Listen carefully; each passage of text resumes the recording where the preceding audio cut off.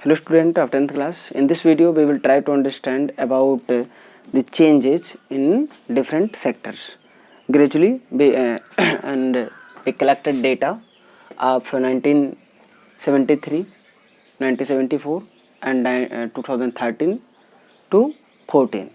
It means we will try to comparison of contribution of sectors in GDP and contribution of अलग-अलग next different sectors in employment. Okay, as you can see in this table, share of sector in GDP and employment. Okay, here you can see this is 100%. In 1973 and 74, contribution of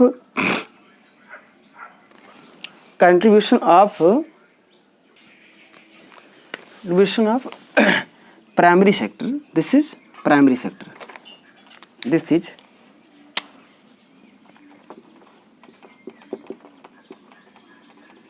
primary sector near about 40%, and secondary near about 10%, and this is tertiary sector.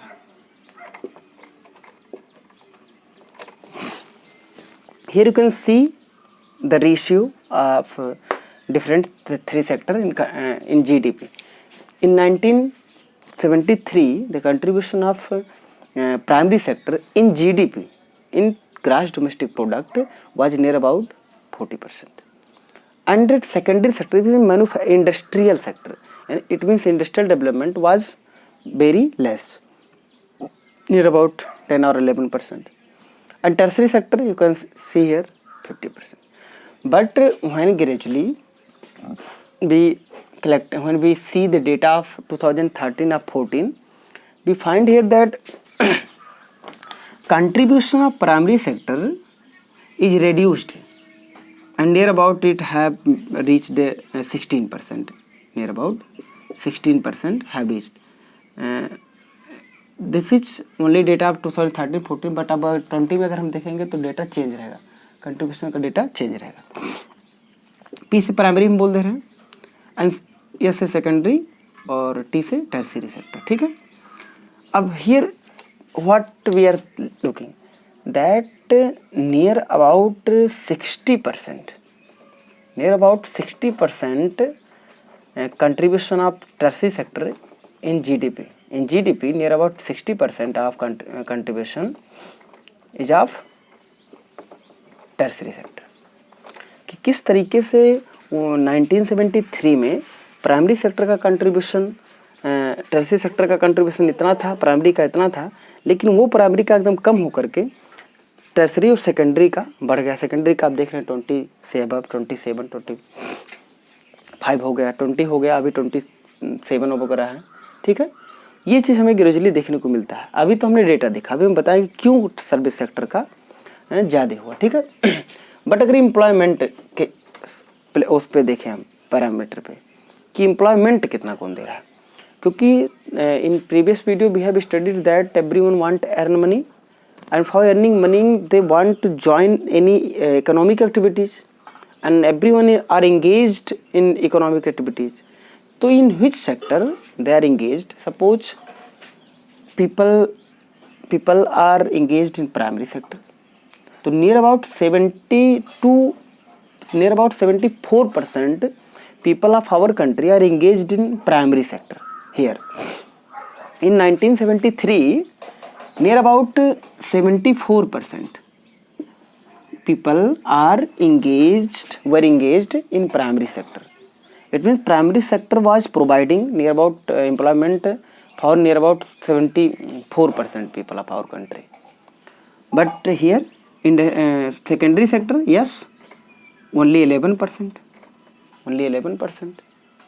It means only 11% of total working population were engaged in secondary sector, and only 15% working population were engaged in 1973 and 74 in tertiary sector, in service sector. Here you can get. But when economy gradually, when we reach in 2013 and 14, we get here that in employment primary sector अभी भी लगभग 49% remain है, अभी भी लगभग 50% लोग working population, अभी 70% से ज़्यादा लोग एग्रीकल्चर में इंगेज हैं, बट वर्किंग पॉपुलेशन जो काम कर रही है वो ये प्रोवाइड करा रही है लगभग 50% से ज़्यादा, ये डेटा आप मान के चलिए। इसका अगर सेकेंडरी का देखें और टर्सरी का देखें तो किस तरीके से 27% और 24%, actually I mentioned here too, you can get here. तो एक चीज़ हमें देखने को मिल रहा है कि in this 40 year period we are getting a dramatic change in contribution of these all sector in GDP and contribution in employment. What is? We are getting that in starting of contribution in GDP there was more in agriculture. Agriculture का contribution GDP में बहुत ज़्यादा था, लेकिन जब हम 40 year बाद आते हैं तो हम पाते हैं कि जीडीपी का कंट्रीब्यूशन, जीडीपी में कंट्रीब्यूशन एग्रीकल्चर का तो ख़त्म ही हो जाता है। यानी देश की जीडीपी में कंट्रीब्यूशन सबसे ज़्यादा जो है टर्सरी सेक्टर का। क्या बात है कि एग्रीकल्चर हमारी कंट्रीब्यूशन कम दे रही है, लेकिन एम्प्लॉयमेंट में तो जीडीपी एग्रीकल्चर वो हो रही है। यानी कि क्वेश्चन बहुत खतरनाक यहाँ आता है कि भाई जहाँ पर 50% 60% लोग इंगेज है, काम कर रहे हैं, वो कंट्रीब्यूशन कम कर रही है। क्या बात है? यानी मान लीजिए कि दो घर हैं, ठीक है, ए और बी। सपोज दिस टू, ए के घर से 5 लोग काम कर रहे हैं और पैदा कर रहे हैं 10 रुपीज़ कहना थोड़ा बेइज्जती होगा इन लोग का, 10,000। एंड बी के घर में सिर्फ 2 व्यक्ति काम कर रहे हैं और ये कमा रहा है 15,000। तो दिक्कत तो होगा ही कि एम्प्लॉयमेंट जो प्रोवाइड कर रहा है, जिसके घर में ज़्यादा काम करने वाले लोग हैं, वो तो सिर्फ 10,000 कमा रहे हैं, और जो बी हाउस है और जिसके घर में सिर्फ 2 लोग काम कर रहे हैं, वो तो 15,000 कमा रहे हैं, 15,000 कमा रहे हैं। तो same if agriculture sector is providing near about 74% of employment and contributing in employment, and even in 2013 and 14 it is also providing more employment than other sector, then why the contribution is less in GDP of primary sector? और ये कैसे इतना बढ़ा? क्यों tertiary sector आज सबसे ज़्यादा contribution, लगभग 57% कंट्रीब्यूशन कर रहा है? क्यों? अभी देखिए प्राइमरी का लगभग आपको 16% मिल जाएगा, सेकेंडरी का लगभग 27% और टर्सरी का लगभग आपका 57 मिल जाएगा।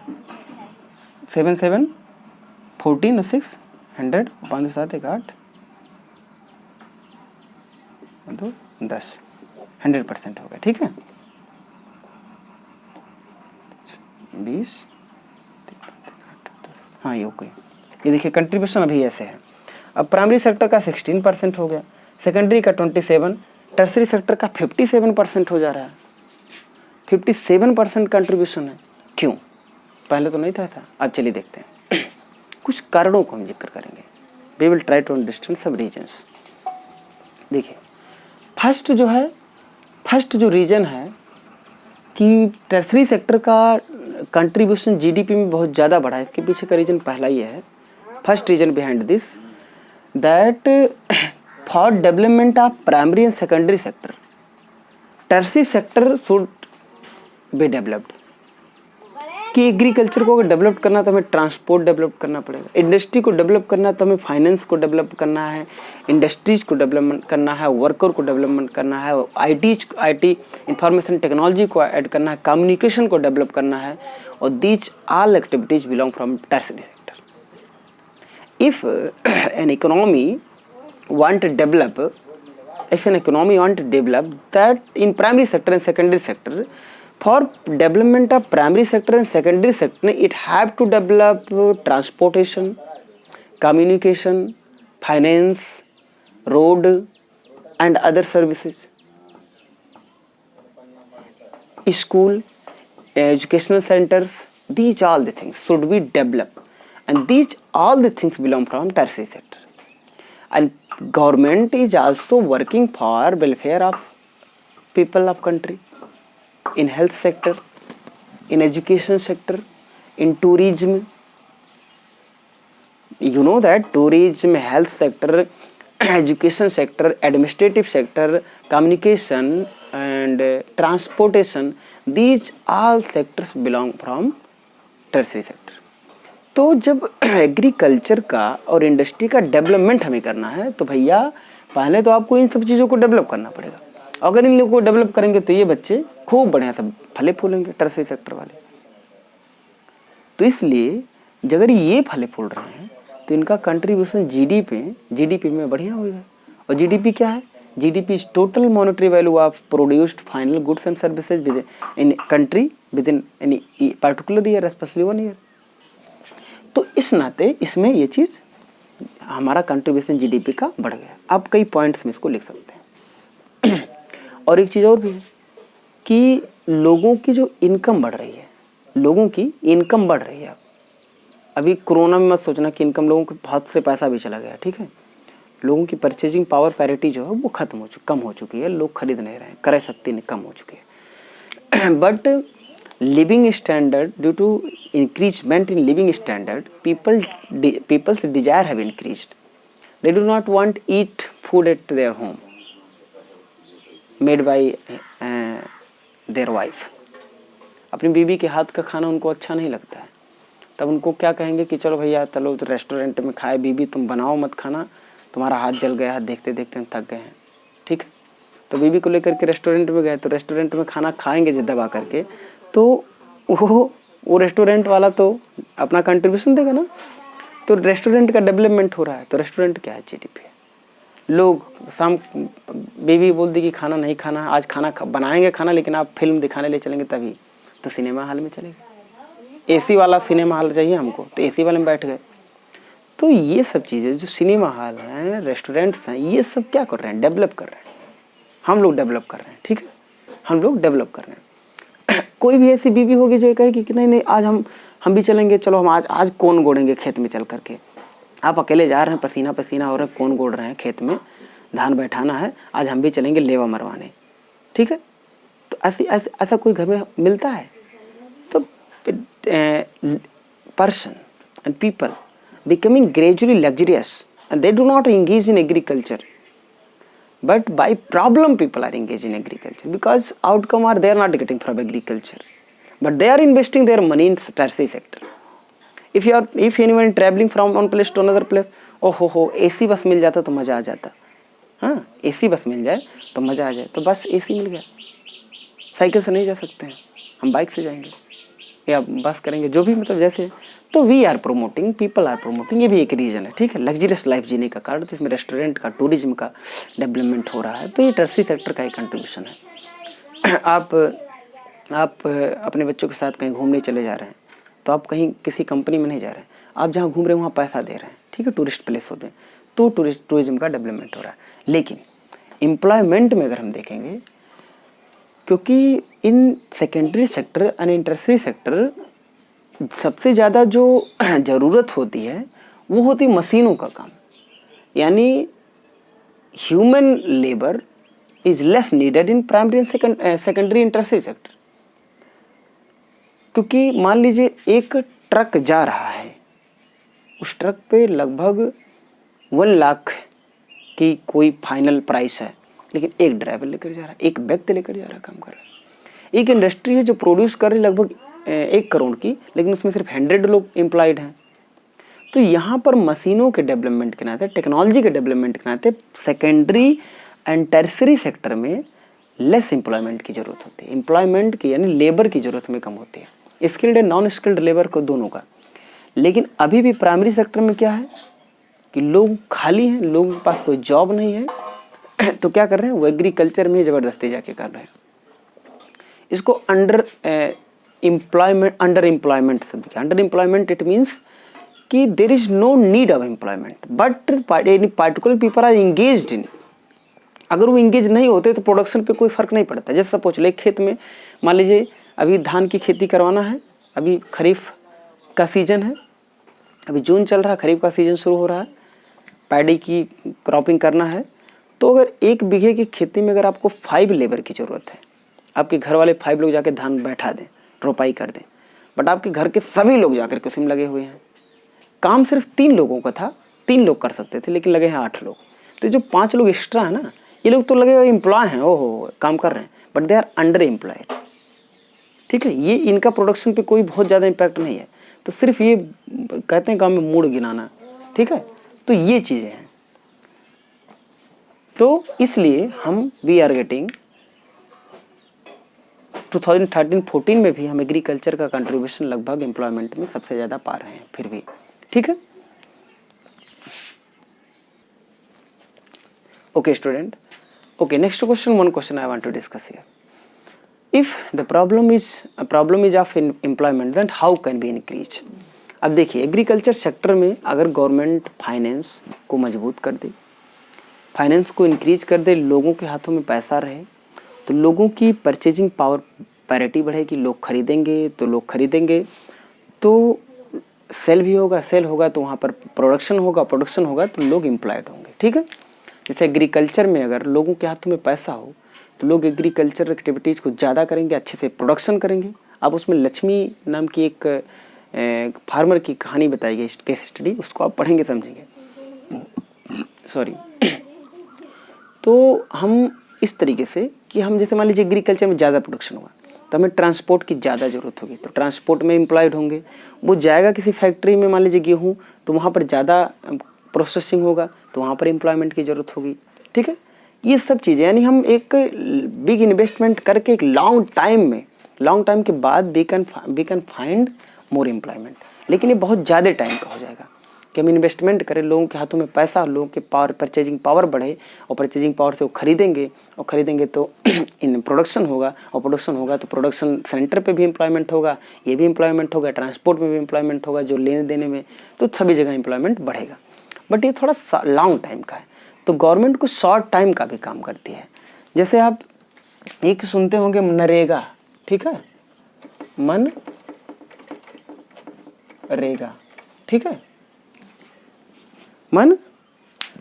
मनरेगा के बारे में आप लोगों ने सुना होगा कि Mahatma Gandhi National Rural Employment Guarantee Act 2005 में आया था। पहले नरेगा कहा जाता था, लेकिन फिर मनरेगा होगा। महात्मा गांधी